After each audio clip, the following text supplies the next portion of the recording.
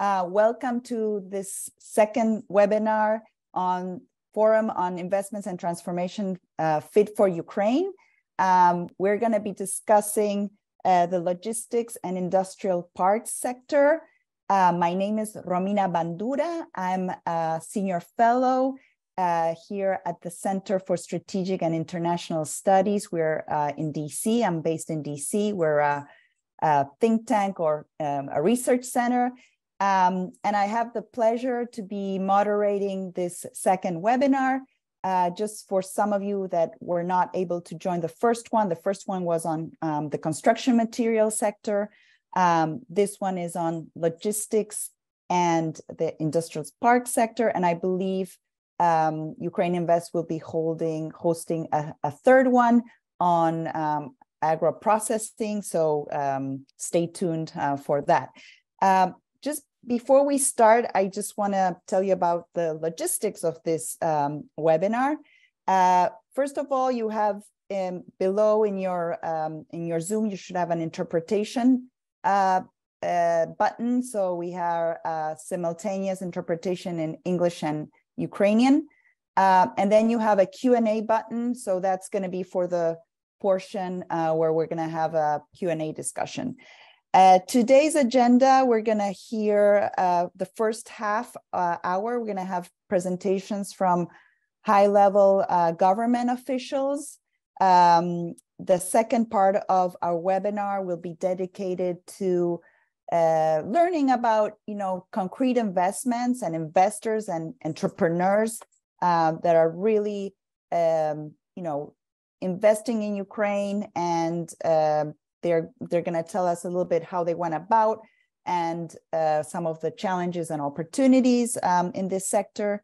And then the last half hour, we'll hold a Q&A session from you participants that have so kindly joined today.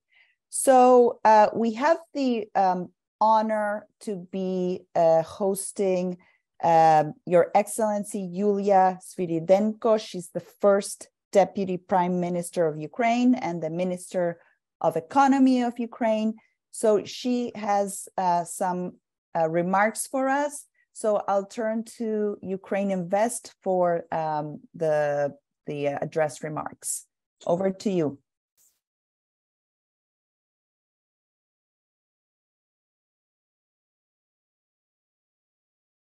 Dear friends and colleagues, first of all, let me thank you for your interest towards Ukraine, and thank Ukraine Invest for arranging such timely and extremely important initiative. My prime focus at the Ministry of Economy of Ukraine is the development of the private sector that had been demonstrating extremely resilience since the beginning of the war, comparable to the Ukrainian army defending our common values.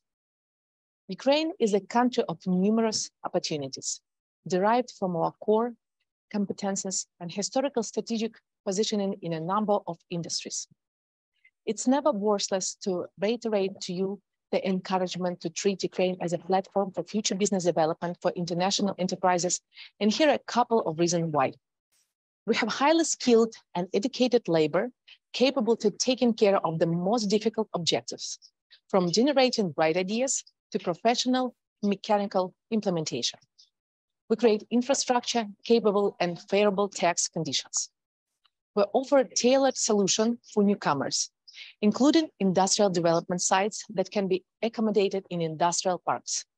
At this moment, we have more than 60 industrial parks registered all over Ukraine with the ambitious development plans. Up to 10 parks are already operational with a decent track record and a number of functional industrial residents. We have established tax incentives waiving custom duties on import VAT on equipment for new production facilities, income tax exemption for up to 10 years, reimbursement of up to 30% of capital investment. We are constantly working to secure financial solutions, including war risk insurance, from institutions like MIGA and DFC, covering up to 90% of potential losses. Please note that we are currently enhancing this track. We are to establish a specialized reinsurance trust fund. It will engage private insurance market operators and make the product more accessible. direct long-term and affordable lending from international financial institutions like IFC, EBRD, or EIB, supported by concessional capital. Credit risk coverage from Ukrainian Export Credit Agency, mobilizing liquidity of Ukrainian banking system. So I invite you to start working with us now, despite the fact that war is still ongoing, but also bearing in mind that our victory is very close. And the investment preparation process is usually very time and effort consuming and should be initiated rather sooner than later. Our main objective is to rebuild better Ukraine with new technologies and under best international practices, while paving the way to new industrialization with the substantial role of Ukraine in the global value chain. And we hope to see you all here at the driving power for this objective. Well, thank you, Your Excellency, for those remarks. Indeed, Ukraine is open for business, and you know, as the international community continues to support Ukraine, they're going to support the transformation of Ukraine and the modernization of Ukraine. Now, let me turn to Serhiy Svikach, who is the Executive Director of Ukraine Invest. Ukraine Invest is the investment promotion agency for Ukraine. He's going to give us an overview of the sector and some analytics. So, Serhiy, I turn the floor to you. Thank you, Romina. Thank you for moderating our event again, and thank you for doing a great job. Let me switch on my presentation. I hope it's on screen. Can you see it? I can see it. Excellent. So then everyone can see. So once again, welcome to our event today. This is the second event in the series of Fit for Ukraine events. These events are focused on presentation of analytical materials and specific investment cases that are open to cooperation right now. What we are trying to achieve, we're trying to achieve investment interest in order not only to rebuild Ukraine, but to economically transform Ukraine. That is very important. So today we'll be talking about logistic hubs and industrial parks, what kind of opportunities there are, and what are the latest statistics in these sectors. Logistic real estate suffered significantly, and it was damaged significantly after the full-scale invasion of Ukraine. Around 22% of warehouses were destroyed in the Kyiv region alone. In Ukraine, in total, we have 2.5 million square meters of warehousing before the war we had. And majority of those facilities were placed in the Kyiv region. So during the first half of 2022, the volume of total warehouse space in the Kyiv region decreased dramatically from 1.6 to 1.3 million square meters. Approximately 382,000 square meters of warehousing and logistic facilities were destroyed. 80% of A-class warehouses have been either completely or partially destroyed. You can see statistics about specific centers that were affected, but also we can see a very good tendency. Ukrainian operators, they already started to rebuild facilities, and of course, way more will be needed. ATB, the largest local retailer, is starting to rebuild 2 warehouses. RLC has started to reconstruct its partially damaged warehouse in Brovary.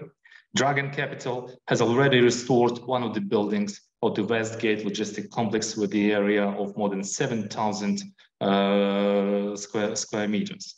And you will see presentation from Dragon Capital today about their additional projects. In Ukraine, we assess investment opportunities, and we always compare our case with case in neighboring countries and in the EU. So the tendency is the following, that developed manufacturing sector requires appropriate supply of logistics of real estate. We have compared here manufacturing and logistics GVA as percentage of the GDP in 2022. So we can see the following figures. In Czech Republic, manufacturing constitutes 26.4% of the GDP, and logistics constitutes 6.1%. In Germany, manufacturing 21%, logistics 4.7%. In Romania, 20.7% manufacturing and logistics 8.4%. In Poland, 19% of manufacturing in GDP and 6.5% of logistics. In Ukraine, at the moment, we have decreased share of manufacturing in our GDP. It has decreased to 7% from 11% due to the war. And we have 3.9% of logistics in our GDP. So we can see a clear link between the development of manufacturing and development of logistics sectors.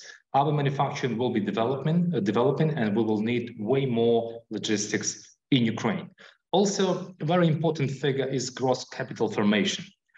In Ukraine, as of 2021, that figure was 14% of the GDP. In Poland, 21, Romania, 26, Germany, 23, and Czech Republic, 30.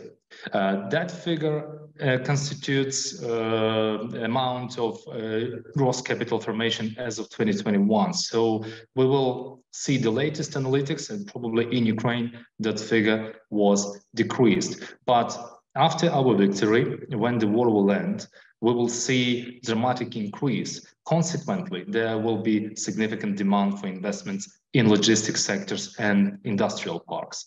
Also, we have a comparison here of total warehouses stock per population per country. Ukraine's population before the war, 43 million people, and we had 2.5 million square meters. In Germany, population 83 million people, and warehouses 8.2 million square meters. In Romania, 19 million people and 6 million square meters of warehousing. In Poland, 37 million people and 27 million square meters of warehousing. In Czech Republic, 10 million people population and 9.6 million square meters of warehousing. So you can see that Ukraine was heavily underinvested in this sector, and investment opportunity will be very significant. Also, very important element of development of manufacturing and logistics as well, because every manufacturing will need a logistic infrastructure, is a system of industrial parks. Manufacturing sector upgrading, this is the main task of industrial park system introduced in Ukraine, because they can provide favorable business environment to develop manufacturing sector and to add economic value in economies that are heavily dependent on the production of unprocessed, semi-processed agricultural products or extractive resources. Industrial parks foster new investments, industries, jobs, and linkages to the local economy, and thus they contribute to the regional and national development. Value chain optimization. Industrial park is an ecosystem that integrates value chains actors with high quality infrastructure, logistics, and specialized facilities. We have seen examples of Turkey and Poland. In Turkey, more than 346 industrial parks have been created with more than 50,000 of residents in these parks. The GDP was stimulated by industrial parks, and exports grew by more than by 3 times. In Poland, there are 79 industrial parks in 14 special economic zones. This has attracted more than 20 billion euros of investments. And according to statistics, 1% reduction of this tax burden on businesses increases FDI by 3.3% on average. In Ukraine, currently 61 industrial parks registered. This is a new infrastructure in Ukraine because we have seen this legislative development just recently. So after the war, there will be a significant potential for development of industrial parks, and they will play a pivotal role in economic development and economic transformation of Ukraine. So what kind of benefits and incentives can industrial parks receive in Ukraine? They can get full or partial compensation on interest rates for loans in order to arrange industrial parks or to carry out economic activity. As a resident of industrial park, you can get CIT relief for up to 10 years. Also, you can be exempt from input duties on new equipment. You can be exempt from land tax, and you can receive non-refundable financing for arranging industrial parks or construction of related infrastructure facilities. Also, you can be compensated for connecting to engineering grids, exempt from VAT, and exempt from payment on forestry production losses, and also from real estate tax. The industrial parks in Ukraine can be as small as 10 hectares and as big as 1,000 hectares. You can see a QR code with a full guide of Ukraine Invest on legislation in this area. One of the main drivers to warehouse sector development is also e-commerce. We have seen in Ukraine very interesting tendency. We have compared internet usage and e-shoppers number. And we can see that internet usage actually is not at its highest level in Ukraine compared to neighboring countries. Because, for example, in Ukraine, only 67% of population use internet actively. At the same time, in Romania, 91%. In North Macedonia, 86%. In Serbia, 89%. In Bosnia-Herzegovina, 79%, and other countries. However, we have seen that the percentage of internet users who bought goods online increased rapidly in the last 5 years, from 29 to 48% in Ukraine. That shows that with increase of internet usage in Ukraine, our e-commerce will be growing also significantly. And we can see a global trend that by 2026, additional 160 to 200 million square meters of logistics space dedicated to e-commerce will be needed worldwide to support internet sales. And Ukraine will have a significant part in that development. Also in Ukraine, we have developed IT sector. And that could be a solution for logistic processes, digitalizing and optimization. Logistics and supply chains have recently seen a digital transformation through cutting-edge technology solutions. Warehouse optimization helps companies improve efficiency and accuracy by using automated systems to perform tasks such as picking, packing, and shipping orders. Blockchain also improves visibility and traceability throughout the supply chain. And cloud-based SaaS solutions will play a pivotal role in structuring the framework for the IT infrastructure of logistic enterprises. In Ukraine, we have 1,818 product companies, 90 R&D centers, and more than 280 IT specialists working in the field. Also, we have here a breakdown of product companies by sector. 42 companies in logistic product sector, 225 companies in business productivity software, and already 110 companies in e-commerce sector. Very important addition to development of industrial parks and logistics sectors is Ukrainian legislative current regulation that provides for the need to localize production in Ukraine in order to access public procurement system. Since 2022, a temporary 10-year localization requirement for public procurement of products in Ukraine has been introduced in order to increase level of manufacturing in Ukraine. So 10% from 2022, 15% from 2023, 20% from 2024, 25 from 25, 30 from 26, and then 35 plus from 2027, going to 40% till 2032. Why localization request is important? Because if companies comply with these requirements, they will get access to public procurement.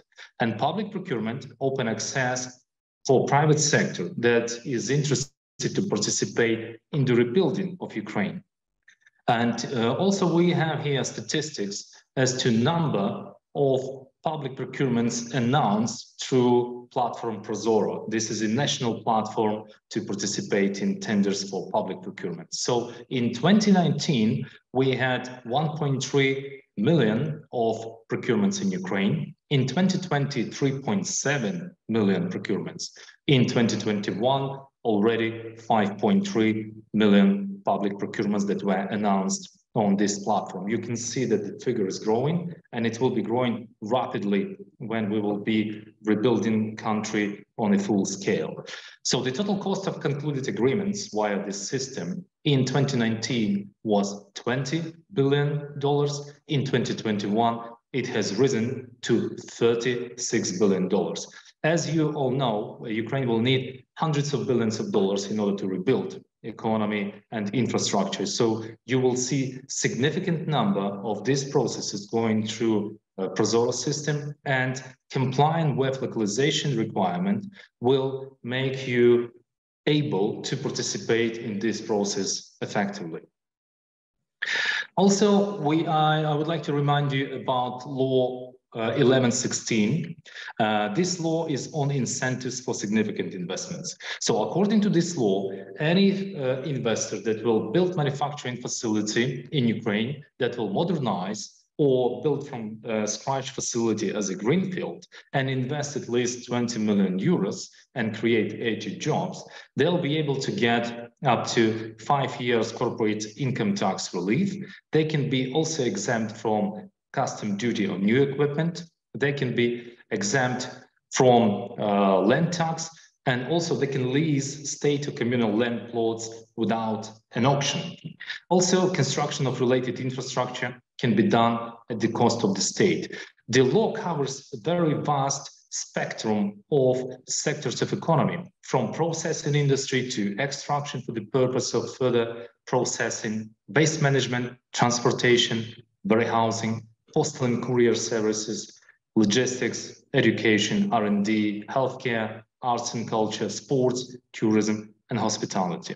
If you follow the QR code on this slide, you will see a full presentation about the law, secondary legislation, how you can apply, and how Ukraine Invest can support you. We provide free of charge service to all investors on behalf of the government of Ukraine to investors that want to apply according to the law. We help them form the application to the Ministry of Economy, and then we support them throughout implementation of the investment project for its lifetime. Also, we have submitted proposal to Parliament of Ukraine. Ukrainian government submitted proposal to Parliament of Ukraine in order to improve this law and bring some additional incentives, because this will be needed in order to attract bigger attention of international investors. So, according to this draft law that has already passed its first reading in the Parliament of Ukraine, so we have a very clear and understandable time frame for this law to be passed in second reading and be already applicable in Ukraine. So according to these changes, projects can be started 12 months before the date of submission of application. That gives more flexibility to investors. They do not have to wait for approval. They can invest and then apply. Also, reduced investment threshold from 20 million euros to 12, reduced threshold of minimum required new jobs, instead of 80 will be 50, and new applicable industries, IT, telecom, production of energy efficient building materials, climate equipment, equipment for air and water heating, ventilation, and air conditioning. So on this note, I would like to pass the microphone or the computer screen back to Romina. But before I do that, I would like to announce our new next event that will be focused on agri-processing. This is also within series of Fit for Ukraine Forum on Investments and Transformation. It will be held on 18th of May from 4 to 6 p.m. EET. Thank you very much. I'll be happy to answer any questions that you may have. Thank you. Romina, over to you. Thank you, Serhii. And for those of you that are, attending the webinars, I know that the team at Ukraine Invest is going to provide the presentations, and also there's going to be an edited version of the webinar. So in the YouTube channel of Ukraine Invest. So just stay tuned, and those materials will be available. So our third speaker is Mr. Denis Shihali. He's the first deputy chairman of the State Property Fund of Ukraine. Mr. Shihali, are you online? Так, я тут. Вітаю. Дуже добре. Так, зараз включаю презентацію.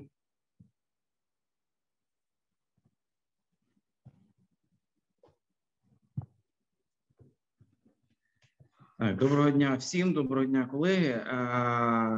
Завітав розказати про фонд державного майна, що ми робимо, що вже зробили, що плануємо робити. Перше, хотів би розказати про основні напрямки нашої діяльності. Приватизація, ми її називаємо ще інвестиція. Приватизація – це продаж, залучення інвестицій в державні активи, які ми вважаємо за доцільне передати в комерційне управління, залучити інвесторів для наповнення бюджету, створення нових робочих місць, відновлення повноцінної діяльності підприємства, соціального ефекту, ну і максимального економічного ефекту для держави. Asset Management, корпоративне управління – це в нас зараз наступний етап. Я розкажу, скільки в нас підприємств, якими ми в процесі підготовки до приватизації управляємо, збільшуємо їхню інвестиційну привабливість, збільшуємо вартість активів, запроваджуємо нові стандарти керівництва, нові стандарти корпоративного взагалі управління. Намагаємося запровадити стандарти управління саме на рівні Європейського Союзу, на рівні всесвітніх організацій. Real Estate – це наш напрямок, який багато кого цікавить, це майно. Майно, що не війшло до підприємства. Ми займаємося управлінням в якості передачі в оренду, передачі між органами. Valuation ми виступаємо як policymaker, задаємо регуляційний темп для ринку оцінщиків, і саме завдяки фонду працює взагалі ринок оцінщиків зараз. Розробляємо нові продукти і сервіси. Про це, я думаю, ми розкажемо трошки згодом. І останній наш напрямок – це лендбенк і ресурси, банк землі. Є позитивна ідея об'єднати всі земельні ресурси для більш грамотного управління, для унеможливлення корупційних оборудок тощо.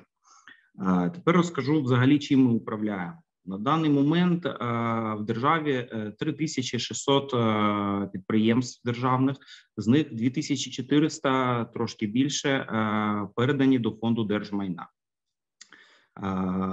Це велика кількість, в світі немає таких холдингів, які можуть похвастатися управлінням такою великою кількістю підприємств. Ще 1400 підприємств залишилося в міністерствах і агенціях, центральних органах влади. Можете побачити на презентації топ-3 по кількості підприємств. Ну і Нацбанк, Національний банк України і АРМА. Йдемо далі. Наша ціль, наша мета – зосередити в єдиному і грамотному корпоративному управлінні, в принципі, всі ресурси, які є в державі. Це такий максимальний таргет наш. Якщо казати про проміжуточні результати, то це близько 65%, і вони майже виконані, передано до фонду держмайна.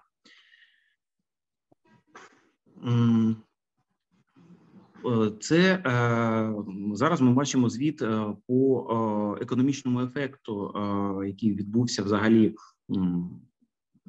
коли почалась реорганізація і трансформація державного управління. Тобто ми отримали близько 3,7 мільярди гривень в економіку. Це 2,6 мільярди чистої виручки від приватизації надійшло до держбюджету. Виплачено, коли ми приватизуємо, то покупець бере на себе зобов'язання виплатити заробітну плату заборгованості по податкам, і ці гроші також надходять або людям, або в якості податків в держбюджет. Це близько 0,5 мільярда. І ПДВ теж близько 0,5 мільярда.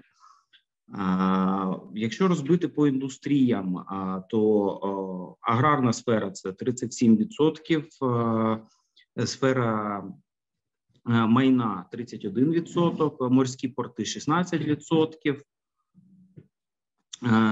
І всього в нас 234 об'єкти було приватизовано. Такий невеличкий assets портфоліо, чим саме, якими сферами ми управляємо. Близько 12% всієї сфери енергетики країни, такі великі компанії, як Центренерго, Українські енергетичні системи, шахти, ЗТМК, ЗАЛК, тобто це алюмінієві заводи, Одеський припортовий завод, Укртрансхімаміак, Сумихімпром, тобто це підприємства-гіганти, на яких там працює 5 тисяч людей, десь менше, десь більше, але це такі досить великі активи. Енергетичний сектор представлений, можна побачити на карті, нашими компаніями: Центренерго, Трипільська ТЕЦ, Харківенергозбуд, Зміївська ТЕЦ, Укренерго, шахти, металургічні комплекси. Я думаю, що цікаво повинно бути інвесторам. Морські порти. В цьому році в нас був успішно проданий, приватизований за велику суму грошей, більше 200 мільйонів, морський порт. Нещодавно зустрічалися з новим власником, який планує розширяти, залучати інвестиції, створювати нові робочі місця, збільшувати кількість податків, які він буде сплачувати, бо ми розуміємо, що будь-який актив, який ми відправляємо на приватизацію і залучаємо туди інвестиції, до моменту приватизації він розвивається в досить повільному темпі. Після залучення вже комерційних інвестицій інвестори зацікавлені в тому, щоб розвивати об'єкт максимально швидко. Це спиртова галузь, ділиться на харчовий алкоголь, біоетанол, технічний алкоголь. Бачимо на мапі кількість підприємств, які, в принципі, в нас є в управлінні. Більше, ніж 28 підприємств. Зернова галузь представлена. Кар'єри.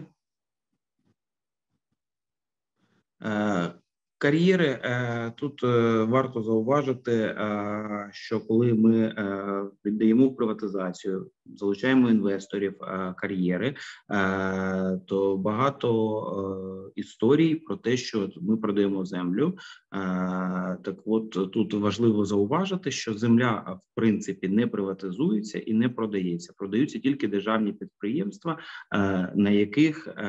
які мають право користування цією землею, але вона не переходить в право приватної власності.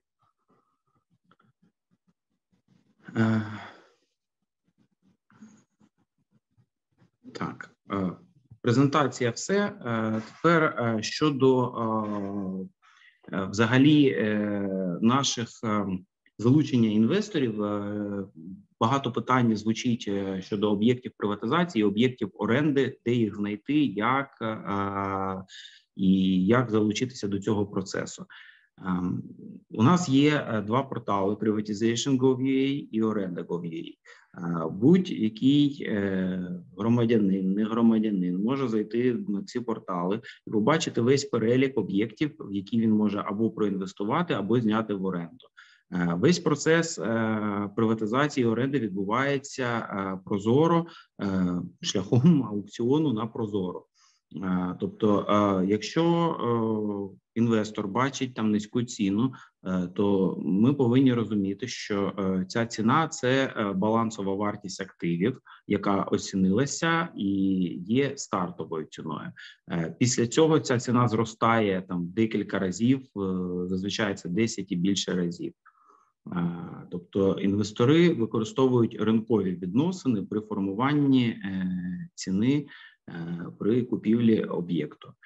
Така сама історія і з орендою. Оренда виставляється через аукціон, через прозоро, не завжди фондом держмайна, але завжди організовується фондом держмайна. Також виставляється по оціночній ціні за квадратний метр, і потім збільшується ціна вже пропорційно ставкам на аукціоні. Ну, в принципі, це що стосується оренди і приватизації. Що стосується, що в нас є? В нас на сайті privatization.gov.ua є так зване меню приватизації, мапа приватизації, де можна подивитися ці об'єкти, і там є одразу посилання на прозоро на ті об'єкти, які будуть в найближчий час виставлені на приватизацію, або які вже виставлені. Також хочу ще зауважити, що дуже багато підприємств, які ми віддаємо на приватизацію, вони знаходяться в стані, саме майно знаходиться в стані не найкращому для одразу впровадження діяльності. Тому інвестори повинні розуміти, що вони заходять з ціною, яка там відповідає ринковій, і проводять інвестиційну діяльність, тобто в ремонт, в обладнання, в приміщення тощо. Ну, в принципі, я думаю, що там максимально розказав. Вся інформація є в нас, якщо на сайті, я маю на увазі на сайтах. Це все. Дякую за увагу. Якщо є там якісь питання.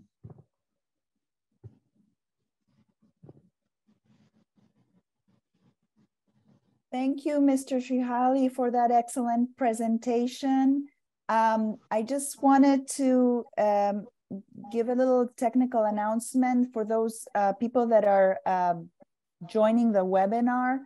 There's a question on interpretation. So I'm going to say it in Ukrainian as best as I can, but кімната переклад знаходиться знизу праворуч на вашому екрані. Да, я бачу питання. Окей. Да, питання відповісти так чи... все, надрукувати. Все, зрозумів. Окей. Питання будемо робити після презентації. Супер, дякую. Дуже дякую. So now we are going to have our third the second kick off the second segment of our webinar, where we're going to learn about different investment cases in these sectors and some of the practical challenges and opportunities of implementing projects in Ukraine. So I have five very good speakers. The first speaker is Volodymyr Chervyakov. He is the Business Revival Manager for USAID Economic Resilience Activity, ERA. So, Mr. Chervyakov, I'll give the floor to you to make some remarks, or you have a presentation. Thanks, Romina. I got presentation. And while I'm switching it on, I would like to thank to Ukraine Invest for inviting me and let's say letting me shed a little bit of light on what we are doing in ERA, Economic Resilience Activity. So I will start with a little bit of history of our project because it is very important for understanding of our approach and what we do. So USAID ERA, which is Ukrainian, sounds like проект USAID Економічна підтримка України. So both those names are valid for our activities. We are 8-year project, started in 2018 in the eastern part of Ukraine. So essentially before the invasion, we were Eastern Ukrainian in government control areas of Donetsk and Lugansk region, lately added the South Azov region, Melitopol area to our area of operation. With the full-scale invasion, unfortunately, we had to spread our activities all over Ukraine, but at the same time, we remained devoted, let's say, to southeastern part of Ukraine or northern part of Ukraine now, which we consider more like a higher risk area. So one of the goals of our project is to help the most in-risk beneficiaries, partners, to go through the complex and challenging period of the wartime. Total funding of USAID is 130 million, and I want to say right away that unfortunately not all this amount goes to industrial parks. We are one of the biggest projects of economic development across USAID projects portfolio. This is our second extension and second additional funding we got from the USAID. And we cover arguably almost entire landscape of needs during wartime and soon during the post-war rebuild. We used to have main office in Kramatorsk, Mariupol, and Severodonetsk. Unfortunately, all three are now not operational. So we switched our activities from the office perspective to Kyiv and a small office in Lviv. Our project covers three main pillars, let's say. So first, globalization and inclusion, which helps essentially vulnerable individuals through the support from non-governmental organizations and other partners to be able to improve their economic state during wartime and during this challenging time. Business survival component, which I represent today and not today, we help SMEs, so we work mostly with the SMEs to relocate, to rebuild their operations. I want to say that the entire portfolio, SME portfolio, which relocated from Eastern Ukraine, we supported them and still supporting them. And actually, we spent the big part of the last year supporting them in their challenging time.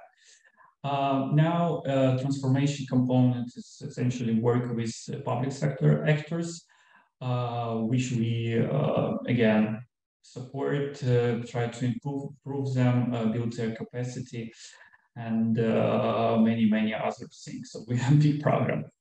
Now, regarding industrial parks, we did a lot of things in the East, but didn't manage to finish it on time. So now we are constructing our new strategy for industrial parks in Ukraine. We definitely see industrial parks as a basis for industrial recovery, and industrial park as business model which has a lot and big scale-up potential. So in ERA, we are now on a phase of restoration piloting, again, still on this stage because we were supporting Eastern companies and Eastern people, let's say, in their location and revival of their operation elsewhere. For this year and for part of next year, let's say, we are implementing one pilot project with Guardian development of industrial park. I cannot yet, let's say, widely announce who is our partner and what is the project about, because we are still, let's say, in the negotiation and in the creation of partnership agreement process. Our goal for the, let's say, second part of this year is to create an open call, a sort of window, temporarily or constantly open, which we expect to receive different applications and different ideas on development of industrial parks in Ukraine. Since following the period of selection and support, which we see will last until the end of 2025, we would like to build from what we learned and what we supposedly will do to involve private sector as much as possible to proper industrial park business models. And for the last 2 years of our project, we would like to ensure sustainability of our work. So when we leave, let's say, when our life cycle of our project will come to an end, there is operational, there is properly working and successful industrial parks in Ukraine. So what we would like to do, I marked would like with asterisks because we are living in a quite challenging and volatile environment. So it could change. We are learning as well, and we see that potentially we can do more even that we are about to do at this stage. So first, we are willing to provide technical assistance to industrial park developers in our priority area. So again, we are nationwide project, but we see that not across Ukraine the risk level is the same. So hopefully, and this will, let's say, central gravity will become more centered. And it will not the case very soon, but so far we are rather spending and investing our resources in for those who is in more vulnerable and more riskier position than the others. It's again geographically wise, it's access to finance wise, it's about complex assessment we do while selecting our partners. So secondly, when we see that it's challenging to like gain access to finance for a lot of exciting projects which are in Ukraine, and we already heard a lot about those projects today. So we have a good track record in working with financial advisors and investment bankers to provide access to finance and financial advisory services to the developers, entrepreneurs, small and medium enterprises. So they get access to finance and get this access to finance on very favorable terms. Now we would like to support for direct investments to industrial parks by providing technical assistance. So if there is some willingness, but to invest in industrial parks, but unfortunately, like foreign investor or any other stakeholder needs support from organizations like ours, like ERA, we are willing to do that. Finally, we can, which differs us from many projects with USAID in Ukraine, is we can provide in-kind construction. So essentially, we can build from our expense on our governance, conduct construction work, which again we can do. Again, it's a subject of the open call, which we are about to announce later, and currently it's in the development and is in our pipeline, which can again be a little bit different when it's done, but so far it's how we see things. Now, in advance, let's say, I would like to share with you what we are looking for. So just to better understand what we expect from our activities from now on until the end of our project. So we would like to work with upper level risk industrial park projects, which of course should be manageable. And of course, it shouldn't be placed in the area of military activities or close proximity. So risk is and security is the first thing we care about. But at the same time, it's our priority to help those. Now we say industrial park business model. So we would like to support the model where industrial park is not a single company industrial park. It's a place where there is a management company, where is this like good relation to local authorities, where is potential for scaling, and where there is like model with tenants. And okay, so there is a business model, what I want to say. And finally, we cannot do everything ourselves. So we cannot like develop project, like agree with local actors and stakeholders and build the entire thing ourselves. So we would like to have partnerships. I would even say multi-level partnerships with all stakeholders where is a clear vision and partial resources available to sort of co-invest.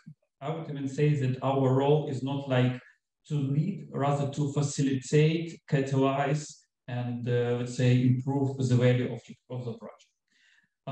You can see finally my email, which you can reach out to our project if you have any questions or any ideas. Thank you so much for the. Thank you, Mr. Chervyakov, and for that excellent presentation. And I ask our following speakers to please be more abbreviated and focus on 8 to 10 minutes, because we have a large agenda to go through. So our next speaker is Mr. Andriy Likach. He's the chairman of Advanter Group, an advisor to the founder of EVA and various chains. So I'll give the floor now to Andriy. Thank you very much for this great opportunity. Today, I'd like to speak with you about logistics perspectives of Ukraine. When we worked on national Ukrainian economic strategy, found out that journey in international logistics system and international trade is the most prospective thing for Ukrainian economy. When we say Ukraine is next big thing for the world, first of all, we think about economic freedom, economic opportunities, and about Ukrainian export and logistics potential. But for now, we see that Ukraine challenged a huge deficit of A-class warehouses around the Ukrainian territory. So it is why we are working on this big project, logistics hubs in 4 biggest cities in Ukraine.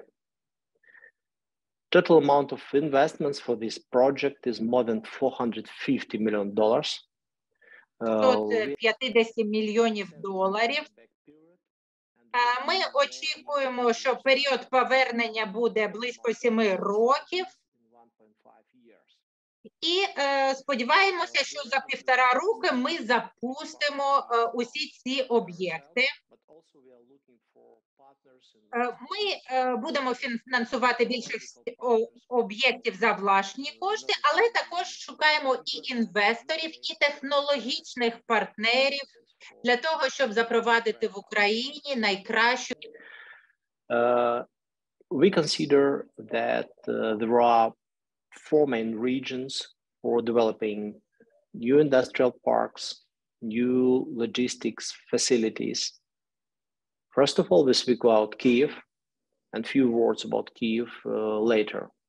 Then for sure we will speak about Lviv region, and we are planning to build third part of these facilities in Lviv region. Also, we expect world export in Odessa in 2030. It is why we continue our beliefs that Odessa will be a door for European trade and for Ukrainian logistics system. We will use the modern technologies in every sphere of managing these logistic hubs. For sure, we'll use new technologies in smart grid solutions for heating, for electricity, and full cycle of waste processing. For sure, we will make 100% electric internal logistics in these hubs. And we are planning to build complex infrastructure for operating, for services, and even for manufacturing and packaging inside of these logistic hubs in Ukraine. In time of first months of this invasion, Russian troops destroyed more than 350 square meters of warehouses near the Kyiv, and half of this amount completely. Even before this stage of war, we had a huge deficit. And in addition to this, we saw a lot of investment projects ready to implement in this sphere. So the deficit after the Ukrainian victory will be approximately 500 square meters in Kyiv region territory. We totally lose 20% of facilities.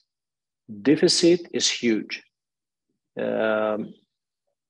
Growing demands from our clients in this sphere. It is why we are speaking about big projects, big distributed projects, and modern technologies and A-class warehouses. After the victory, we will have boost in wholesale and retail markets.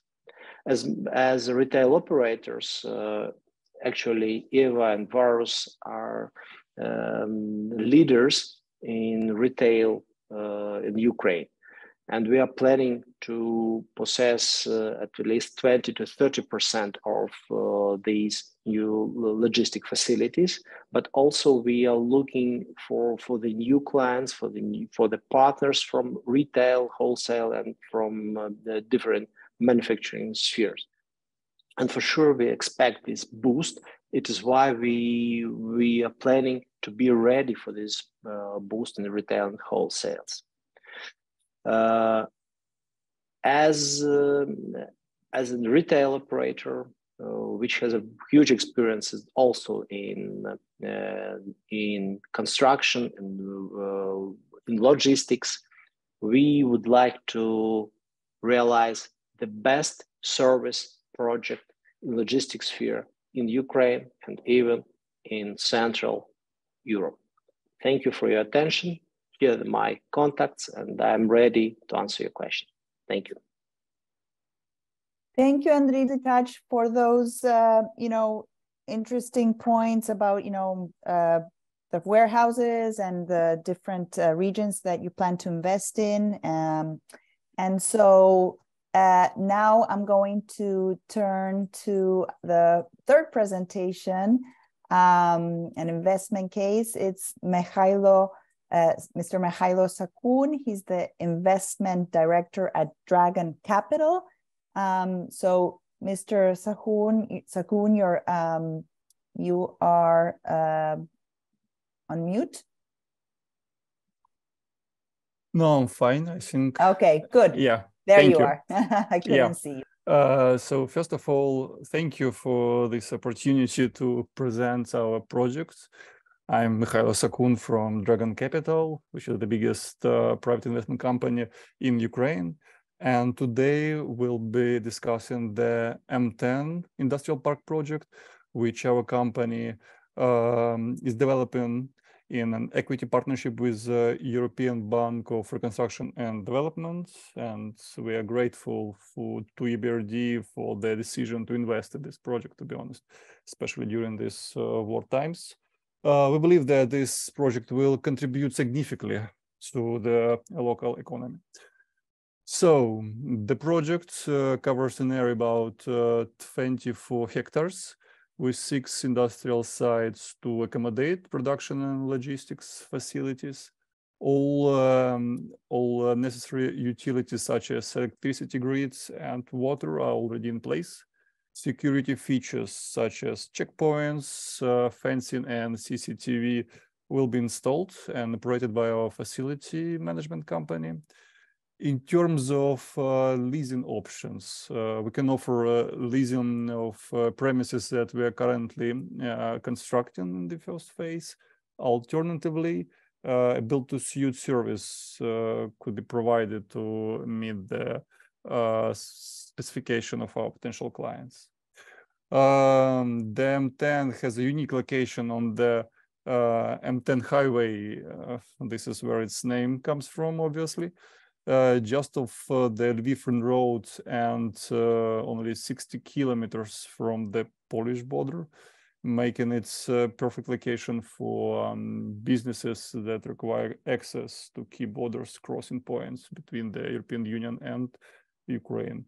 The M10 Industrial Park is expected to employ around 3,000 people, and it has perfect access to a large workforce with approximately 200,000 working age people residing within the 30 minutes drive range from the industrial park. And the land plot has a rectangular shape, which makes it convenient for developing.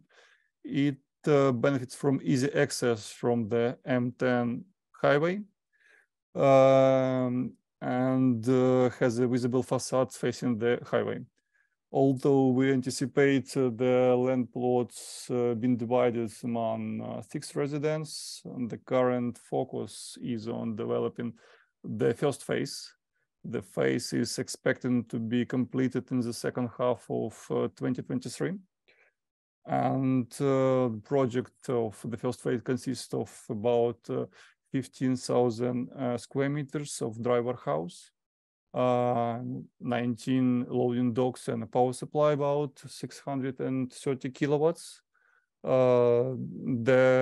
This workhouse could be easily converted into manufacturing premises upon the request. So we have some photos of the ongoing construction of the first phase that showcase the current status of the project. As you can see, the facade and roof has been completed, indicating that the construction has been progressed to approximately 50%. The industrial park, our industrial park, will have a dedicated service company that will provide comprehensive security services and technical services such as construction and repairs, and will also handle the cleaning. So that's pretty much it. And thank you, Ramina. I'm passing over to you. So thank you, Mikhailo. That was very interesting.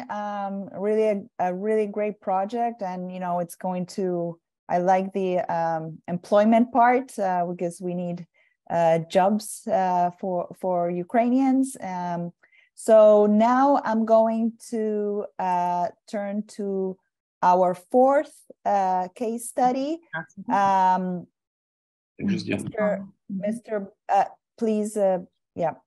Mr. Boris Shestopalov. He's an entrepreneur. He's a co-owner of HD Group and GFS Group. So, Mr.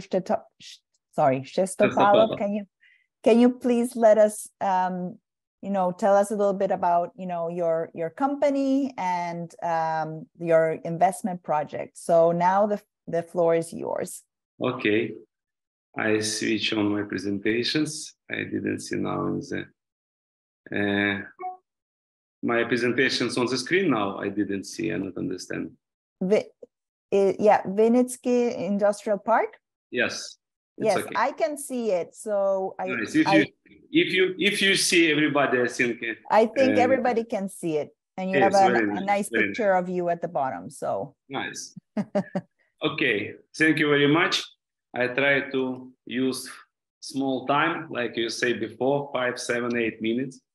How you hear our Vice Minister? We have in Ukraine now around 60 industrial parks in different area and different region of Ukraine. Some words about our idea, about my idea. First of all, I am food tech entrepreneur. I work with the food last 20 years. Company where I am shareholders or COO. We work with a lot of products, dry food, long shelf life food, different other foods. Our main idea it's special clusters park. Special clusters park for businessmen, for company who has a core business food processing. It's our idea of project, Ukrainian food tech, agri-food tech ecosystems with name Volia and Vinnytsia Industrial Park.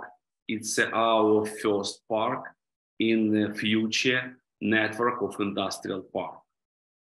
With the main idea, everything in our parks, it's around food processing or support for the food processing. And of course, in our parks, we think about development of new product, of improvement of existing products. It means one of the main part of our parks. It's a R&D center.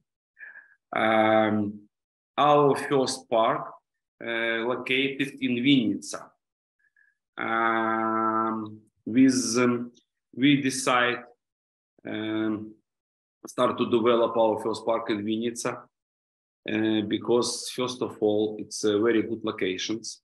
Vinnytsia take a first place in various ranking during last year, such as Transparency International Ukraine, Forbes of Ukraine, and others. Like you see in my presentations, we have a very good distance for the highway, for the international airports. I hope after the war, aircraft start to fly, and good locations to the railway stations of Vinnytsia. We make in our park full facilities and all the needs like electricity, a lot of water, gas system for the sewage water, everything what is needs for our future clients. Because our park we call heavy industrial park, because we concentrate for the clients who is work with who is start to build a real industrial processing company. We have 35 hectares around in our parks. Size for our participants, it's around 30 hectares. In this area, we built around 125,000 square meters buildings, with industrial buildings more than 100,000 square meters, warehouse space around 15,000 square meters, and administrative area like 3.6 thousand square meters. Like I said before, our parks concentrate exactly with food producers, like our company, like another company who is work in Ukraine or from other country. We have some numbers. Total cost of our parks around $80 million. And of course, we send all numbers if it's somebody more interested about our parks, because for first level, we're looking not just investors for the parks, investors for the buildings, but the same times we want to create some possibility for investment money exactly in our future residents, like inside the company who is make exactly food. We have a lot of information about our parks. Now we ready to start. We finish every work with infrastructure, and we around end of the April or start of the May, we start to build first factory in our area. And I hope this is a first park in future network industry, special clusters industrial park, especially for food producer. Of course, everybody know now a lot of problem with the logistics for raw material, and now growing level of processing for food processing in Ukraine. It's one of the main target for our food producers.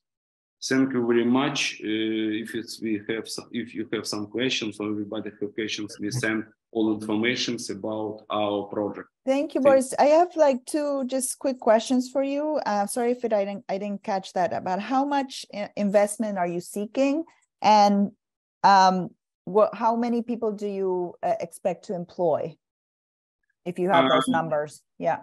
Okay. In our parks, we estimated quantity of factory, first of all, around 20. Expected workers between 3,000 to 4,000 people. And with full investment around $80 million, we're looking around 50% of this amount. Okay, wonderful. Thank you so much. We'll have a Q&A session, but I was just curious about some of those numbers. So thank you so much, Boris. We have our final speaker is Viktor Dovgan. He's the head of the project Industrial Park Motskivsky Dry Port. So you're our last speaker. So please try to keep it to the 10 minutes, and I'll pass the mic to you. Thank you, Romana. I will switch to Ukrainian because I see the number of participants with Ukrainian names on the webinar, and still during the war we seek for Ukrainian investors, which I believe more than, unfortunately, for the foreign. Насамперед я хочу подякувати Збройним силам України, тому що вони дають нам можливість проводити такі зустрічі, обговорювати проекти відбудови, залучати інвестиції. І крім того, я завжди кажу, що ЗСУ – це найкращий консультант з логістики.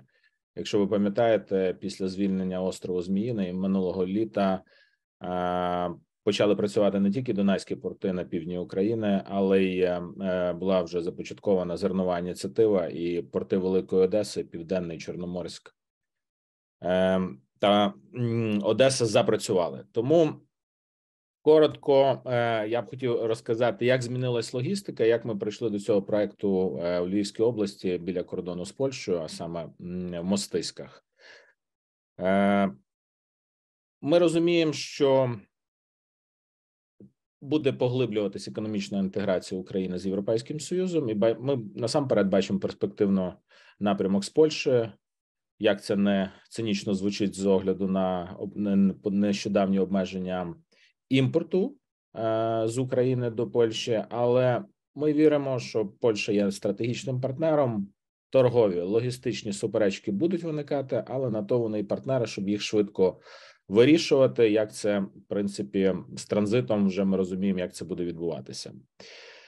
Ми бачимо, що більше і більше експорту, імпорту та транзиту українського буде йти на захід.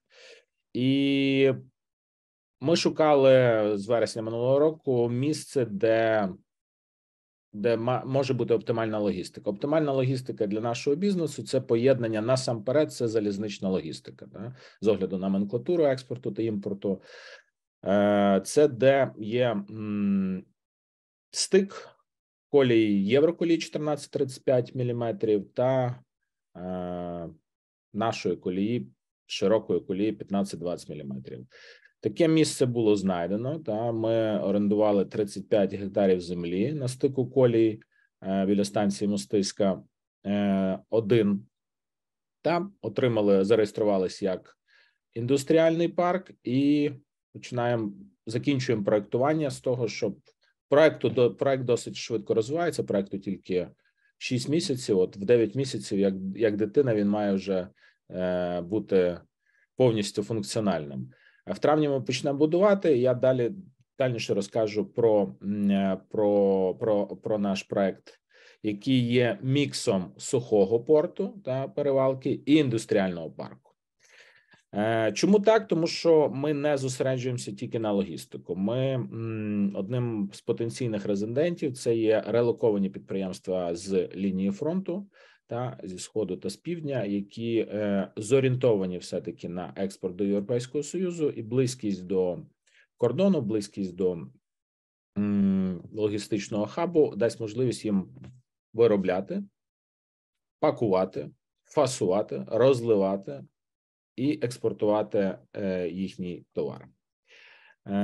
Ми маємо вже підписані попередні договори з топ-великим імпортером нафтопродуктів, тобто сегмент у нас нафтопродукти, і це досить логічно, тому що ми розуміємо, після перемоги в війні з Росією, найближча середньострокова перспектива 3-5 років імпорту нафтопродуктів з країни-агресора, і Білорусь ми відносимо теж до країни-агресора умовно, та жодних не буде. Відповідно, нафтопродукти будуть заходити через порти або через західні переходи. Для того наш перший резидент буде будувати, ми віддаємо йому в оренду частину земельної ділянки, він буде будувати резервуари для перевантаження нафтопродуктів. Другий кластер, у нас є попередня угода з агрохолдингом. Ось другий кластер – це все-таки експорт аграрної продукції, будівництво силосів.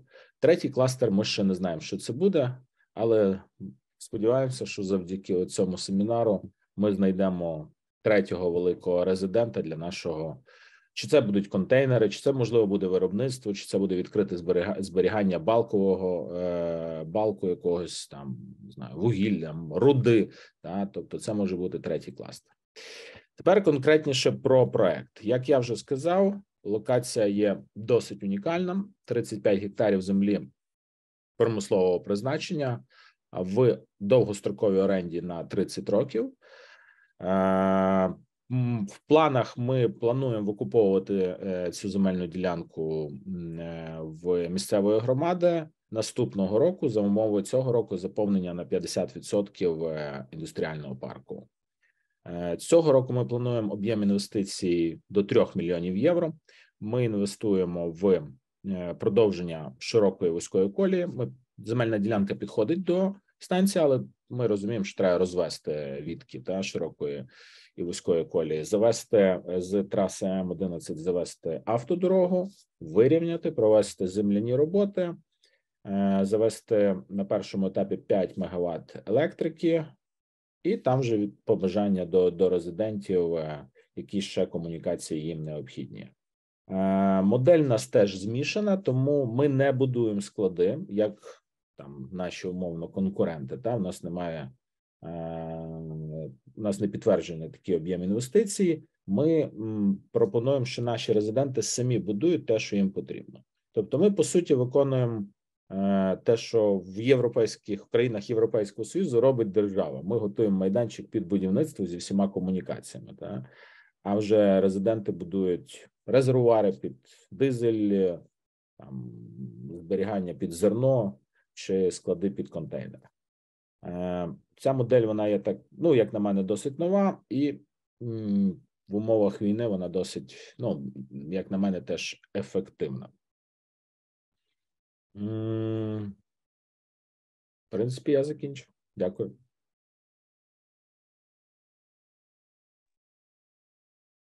Thank you for that brief presentation. That was really very good and very interesting. And, you know, just to highlight that all these projects are really world-class facilities. You know, I know we have a lot of people on the call that are potential or future investors. So I invite you to connect with our great entrepreneurs and Ukraine Invest.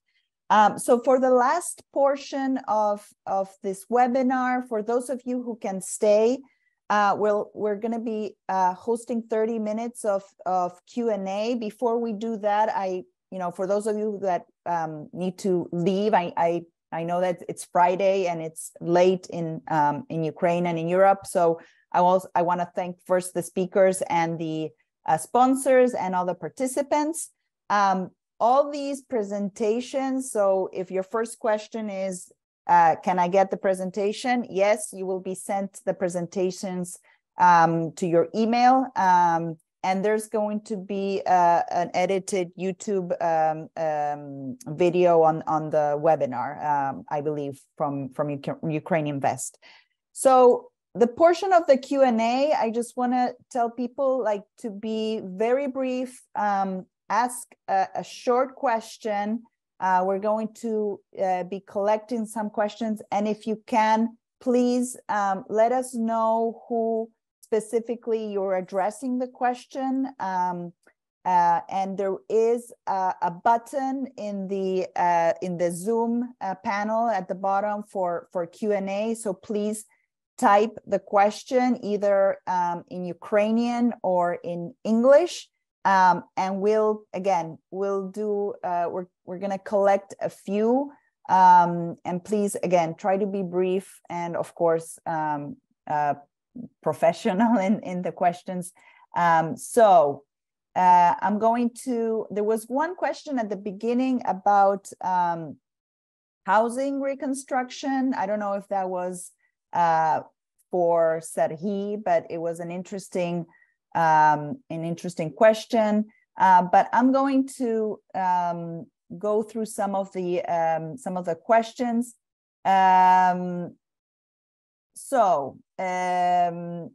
Is there any law that is currently in preparation or drafted that limits the OPEX payments for industrial parks residents? So maybe that is a question to our entrepreneurs or to Serhi. I'm going to just name a few, and then maybe, I'll open up the mic for the speakers. Question for for Boris. Are you looking for a developer or an EPC contractor? Another question from yes, in general, what role does railway transportation and reconstruction of railways play in the new investments? Yeah. So how does the transport system fit into this discussion? So those three questions first, and then we can, go through others. So on the law, then there was a question at the beginning on, housing reconstruction, and then how does the railway transportation fit in? So I'll pick up on housing reconstruction. This is not the topic of today's event, and actually we had presentation on housing in our previous seminar. So I would suggest looking at analytics and what we will need to do in order to rebuild housing in Ukraine specifically. So I would probably pass the floor to Boris to answer practical questions, and I'll be happy to pick up on the rest. Thank you, Serhiy.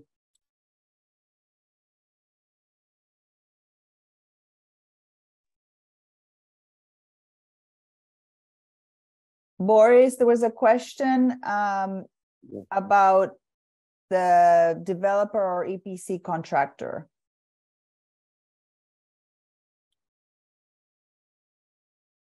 Just a moment.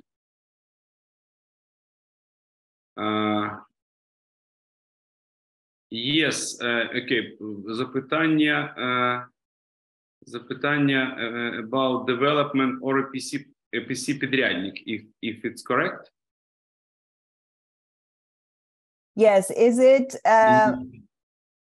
are you looking for a developer or EPC contractor? I don't know what, like an EPC.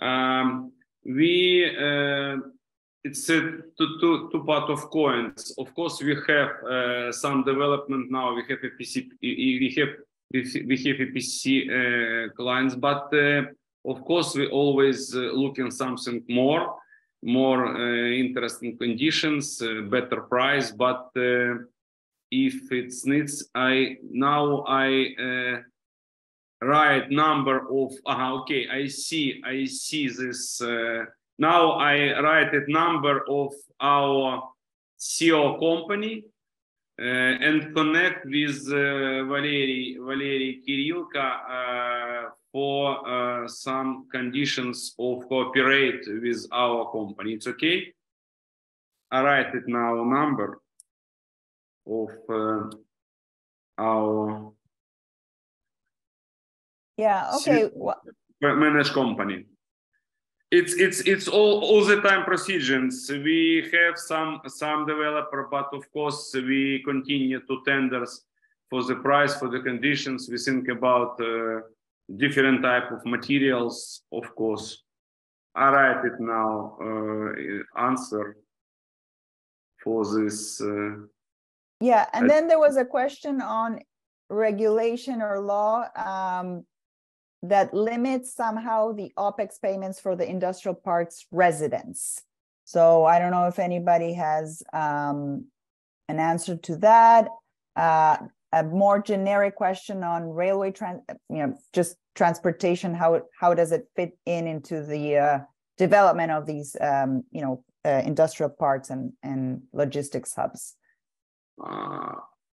So if any, it's questions for me or. Well, I mean, maybe general question. I mean, whoever wants to answer, you can answer. That it wasn't a question for you, Boris, in particular. So about but OPEX, if you want to, maybe I'll pick this up. So I'm not 100% clear about the question. What is meant? Is it limits to the OPEX that is brought by investor, or it's OPEX that is subsidized by the government somehow? So I would like to see some clarification, then we can answer the question. Yep. And there was the same question from same person. In case I applied for 20 million euros investment and 80 new jobs places, but then after starting the operations, I will optimize the workplaces to 40. What consequences could be? So according to the law, investor will sign a special investment agreement with the government of Ukraine. And in that agreement, investor will stipulate what he will do within 5 years. So within 5 years, investor will have to remain level of 80 jobs in order to comply with provisions and to get state support.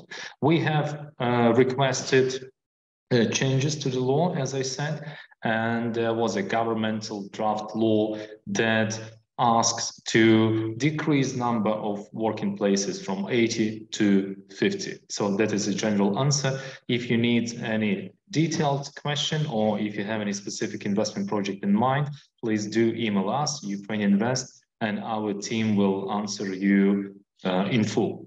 Thank you. Thank you, Serhii, for that clarification. There is a question about the distribution of these industrial parks.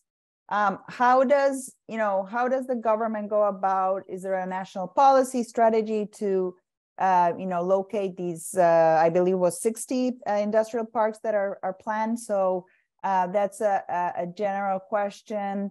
The other one is there a requirement for in these industrial parks to build camps for construction workers? And then the other question, the general question, was on how does the railway and other transport infrastructure fit in? So I'll quickly answer this, and maybe my colleagues from industrial parks can also add to that. So there is no requirement to build camp for construction workers. It's up to resident how they operate or operator of industrial park. But we have seen that some operators, they will do that because it will be more effective for them to bring workforce to this facility. And about railway transportation, that is a very good question. Thank you very much. It is very important, and Ukrainian railways, they're working on this. We're also very keen to work on the project with Poland, because you know that our gauge, rail gauge, is wider than European. So we need more interconnecting points. And project like Mostiska dry port, this is exactly something in a way of a solution to that question. There also, I have seen additional question about transport traffic between Ukraine and Poland. Yes, this is a big issue for Ukraine. It's a big issue for European Union as well. It's not something new. So that issue was on the table for several years so far. And Ukraine and Poland have very active negotiations right now in this regard. Ukraine is also building with Poland several corridors, joint corridors on the border in order to make traffic more effective. But this is not only about logistics. This is about permits from Polish side for Ukrainian trucks to enter Poland. So it's both kind of two sides to this question, political and logistical. So we are working with Polish colleagues on both of them. Others from representing the industrial parks that want to comment?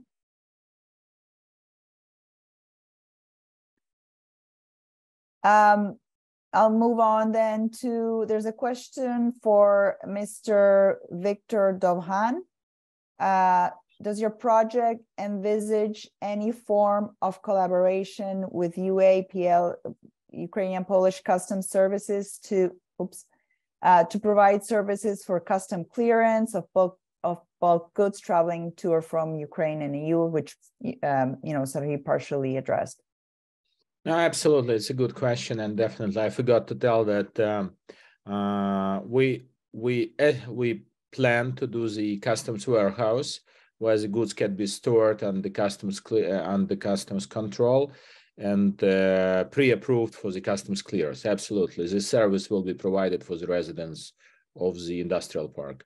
And again, the whole point of the dry ports at the border is to minimize the queues to the borders with the trucks and wagons, because right now, unfortunately, as the estimate time in the queue is up to 1 month, and due to different regions and due to the bottlenecks, to the limited number of the cross points, to different procedures, to the additional checks of the customs, Polish customs, different services at the border.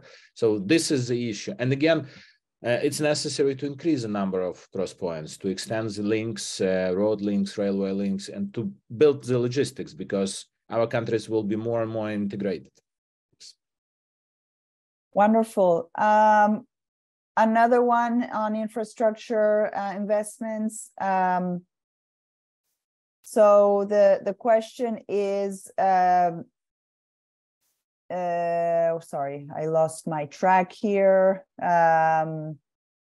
What are the conditions of highways, roads so again, on the general quality of the infrastructure for, transporting goods and getting them to these hubs, what are the conditions? And then the other question we had was on, the investments near, the hubs and the industrial parks in terms of infrastructure and transportation.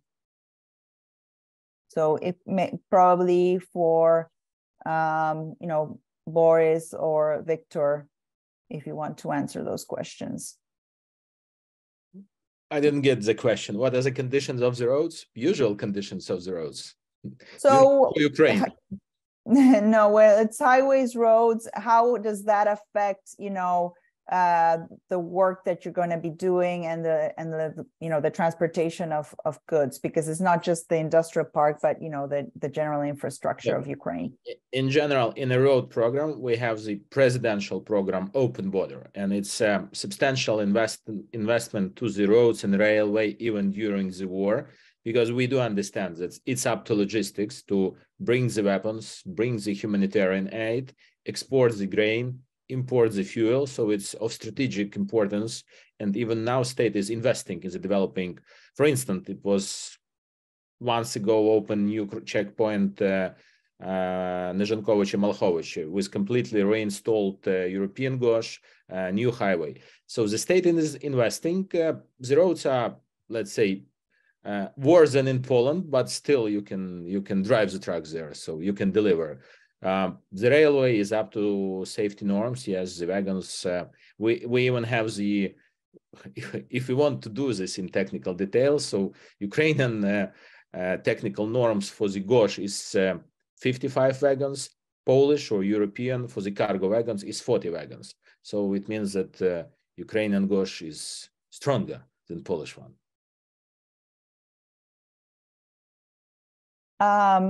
Any other of the speakers? Boris, do you want to comment?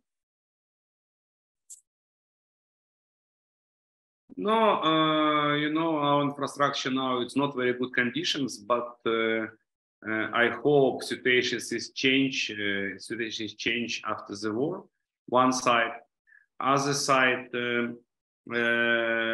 we try to decide about locations for the parks with good infrastructure outside. For example, of course, I talk about our locations, our parks, but everybody who is develop his parks ready to talk about his locations. But for example, in our parks in Vinnytsia, we have a very good road near the parks, railway stations, road, and airport. But I think different locations has different conditions and different advantages and disadvantages. The side of idea of the park. So there is a question about the energy requirements of these, hubs. How do you intend to power these, industrial parks and logistics hubs with renewable energy? Is there, what is the vision? So, yeah. For example, we want to build Vinnytsia Industrial Park like eco industrial park with concentrate for renewable energy. We have one of the biggest Ukrainian company who is specializations for renewable energy. It's a company named KNES. and we have agreement about, first of all, build the new line for 24 megawatts to our parks. And we, of course, we cover all the roof of our buildings in our parks, solar energy, so solar panel for the create solar energy, and with change some rules in energy market in Ukraine, we have a chance to buy, to concentrate, to try to buy just renewable energy for our clients, for our residents. For example, now in our industrial, my industrial company, we end of 2021, we start to develop a program for used solar energy, solar energy in our activity. Now, 3 from 10 factory in our company cover a roof of solar panel, and we create now around 70% of users energy from solar, and we have a plan during 2 years create 30% of electricity what we used from the renewable sources. Okay. Also, let me maybe briefly comment on that. So we have a pipeline of investment projects right now from several countries throughout the world, and all of them companies that are interested to enter Ukraine. They are keen to use renewable sources. That is a definite trend. So some of them will be building facilities, some of them will be using electricity from facilities nearby. And also Ukraine can offer a certificate that will confirm that energy supplied from the general grid will be green energy. So there are several options to use green energy. This trend is on the rise and it's very important. I have seen one question in Ukrainian addressed to me. Romina, if you don't mind, I will answer. Yes, of course. It's about the question was about state support law for investment projects with significant investments, how many applications we had made and supported. So before the full-scale invasion, Ukraine Invest had a pipeline of 28 investment projects worth more than $2.3 billion. We supported several applications before the war. 2 were submitted in December 2021, and they were supposed to be signed in March. Unfortunately, 24th of February have changed all plans. One of the facilities was damaged by a military aggression. The rest of the projects, they recalculating investments, looking for additional finance, and so on. So from that pipeline, 2 projects were put in our new pipeline of 8 projects worth $1.3 billion. These are the projects that we're working on now. 2 applications were submitted and we're waiting for outcome. Also, we're working on projects like Kingspan, more than 200 million euros working on application. It's not only application job. So you need to find the land, you need to understand where the project will be located, because application, according investment nannies law, how many people call this law, envisages deep preparation. So you need to have a feasibility study, you need to have financial model, you need to have proof of funds, and also you need to have a clear location where you will build the facility. So it's a big process, and it might take 3 to 4 months only to form the application, and then 4 months to get to the stage of signing agreement with the government of Ukraine. So I have told you how many projects we have. Not one project have been going through the whole process yet, so there was no investment agreement signed yet. We hope to have this contract signed in summer, autumn 2023. But this is not because the law is not effective.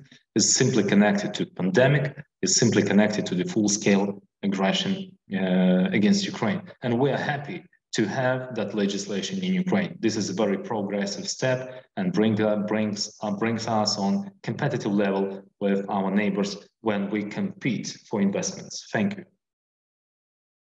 Thank you, Serhii. There's a very good question about financing. So I know the minister gave some, comments on what, the Ukrainian government is doing, but there's a question about, the financing of these projects. It says all of the projects are targeting private equity investors or other venture capital investors with strong expertise in the relevant sectors.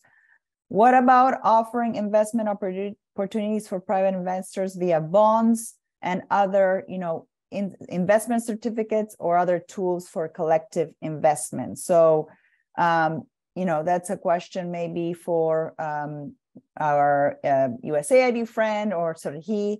And then there's a very interesting question about cooperation among Polish and Ukrainian industrial parks. Is there any, cooperation on that front? Another question on transportation, but I think, we can, and then any industrial park that you envision for biotech or biopharma industries. So, yeah.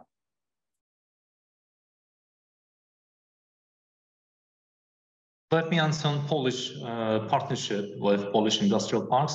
Yes, as I mentioned in my presentation, we look at Polish example and Turkish example as example for Ukraine, because this has led to a significant investment that has been brought to these countries.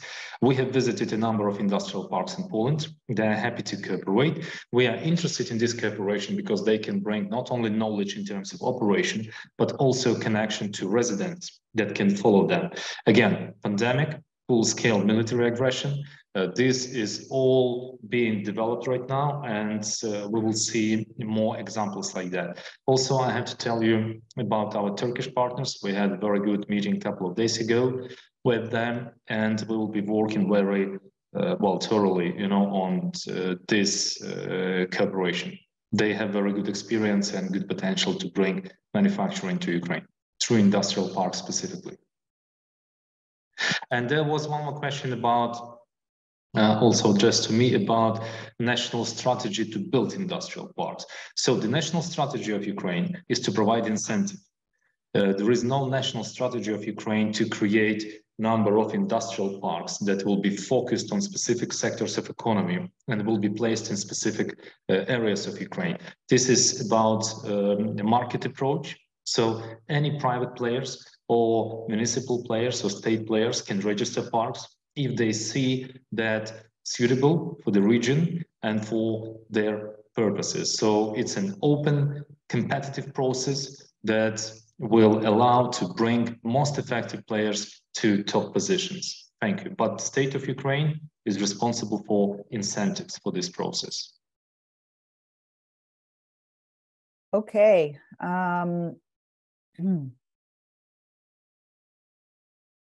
So, is there any biotech park, biopharma industry within those 60 ones that the minister had talked about? Do you know, Serhii?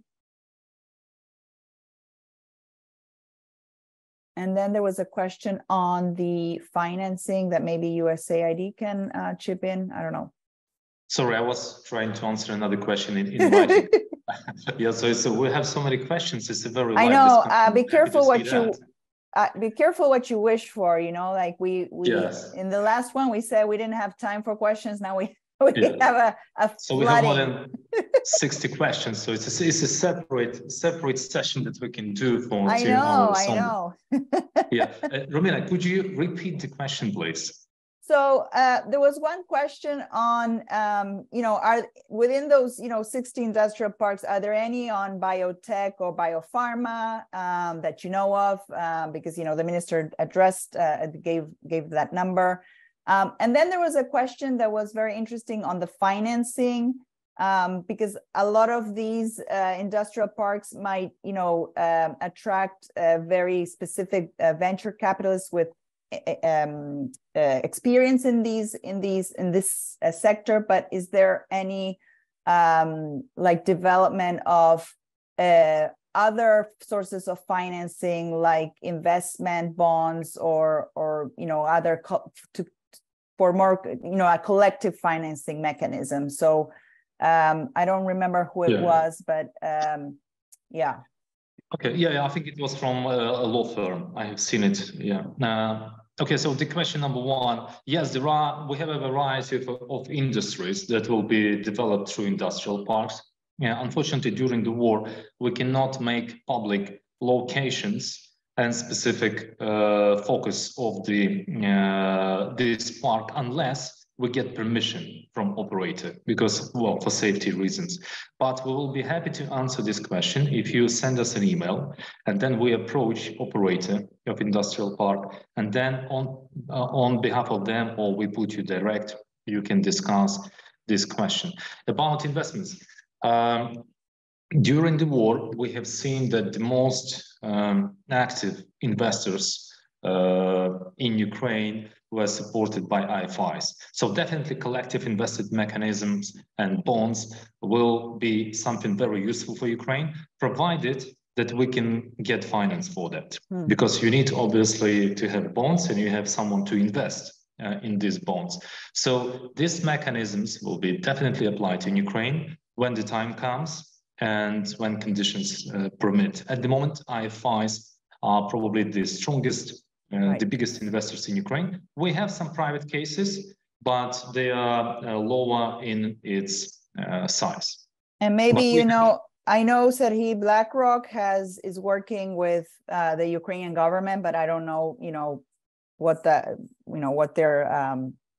their plans are, but that could also be, part of the solution. But there was a good experience in Canada when $500 million were issued through bonds to Ukraine. It is not an investment, it was to support Ukraine. But we have seen this mechanism being applied in practice, and then it could be focused on different areas as well as investments, probably in industrial parks as well.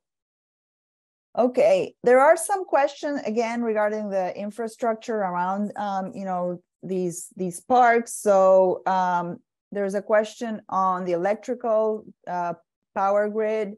Does the investor have to improve the electrical power grid, or does the or is the Ukraine government responsible for that? Do you plan to install small modular reactors to power the grid? And then there was a question again related to infrastructure, energy and roads, and this one is on river transport. Can I start on the energy? Yes. And then I would like to pass the floor to Boris, because he can give a very interesting comment here. So about energy, it was a big issue in Ukraine for many years. And in 2021, we had a new system introduced with a RAB tariff, where you had investment embedded in the tariff.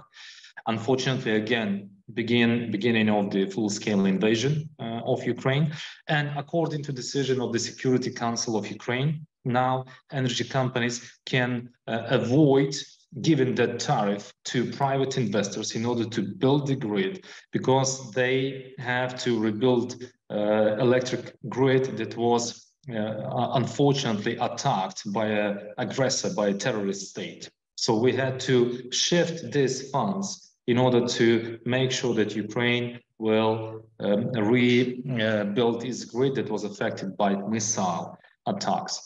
And we have a very interesting law on small distribution grids, when operators of industrial parks can do distribution by themselves, buy electricity at a wholesale price, and then sell electricity at a retail price to residents. And I would like to, on this note, to pass the floor to Boris.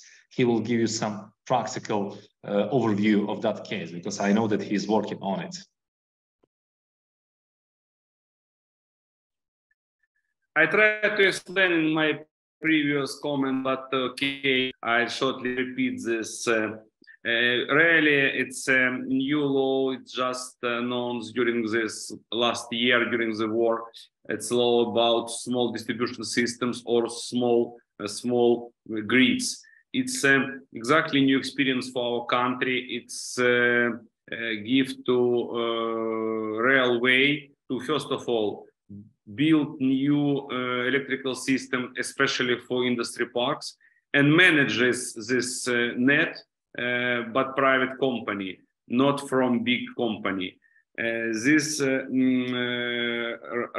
rights give to develop, first of all, new grid, buy energy and distribute to our clients. And for this case, we have a full possibility to buy all type of energy and mixing for create best price for clients. And in our park in Vinnytsia, we try to improve this idea. And this, for this case, we estimate good price for distributions because it's exactly new net without big numbers for amortizations of cable, of system, of transformer, and other, and so on. Okay, I'm cognizant of the time, and I know that there are more questions, but you know, I will have to stop there. But you know, we have all the questions, and we can get back to you. But I want to thank all the speakers. Of course, I want to thank the sponsors of FIT for Ukraine. These webinars are extremely useful to present, you know, real investments and real cases. Also, the participants, thank you for your great questions and for your patience. The next webinar will be May 18th, so be on the lookout. There's going to be an announcement. It's going to be on agro-processing. And Sergey, there's been, there's a lot of demand for other sectors. So, you know, there was that housing question, the energy. So anyway, I know your team is very busy. The other question is on the PowerPoints. Yes, they're going to be sent to you via email. And then, you know, my last comment is, as you can see, these projects are world-class facilities. Ukraine is open for business. There are significant changes in laws. There's investment incentives. There are partners willing to either provide technical assistance or insurance, invest or equity. MIGA was mentioned. EBRD working with Dragon Capital is a great example. Our colleague from DAI USA project. And Ukraine Invest, you know, can help you. So I'm going to close with that. And, you know, I hope this was, it was very interesting to hear all the cases and what the government is planning. So looking forward to many more of these webinars, and thank you, everybody. Дякую. One more comment from me to end this. Thank you very much, Romina, and all speakers. So in the chat, you can see a link to a registration form to our next event, Fit for Ukraine Agri-Processing. So anyone who is interested in advance, please register, and we will be sending you updates in due course. Thank you very much for all the interest and participation. Thank you. Дякую. Thank you. Сергій, дякуємо за чудовий вебінар. Дякую, до побачення. Дякую, до побачення. Дякую.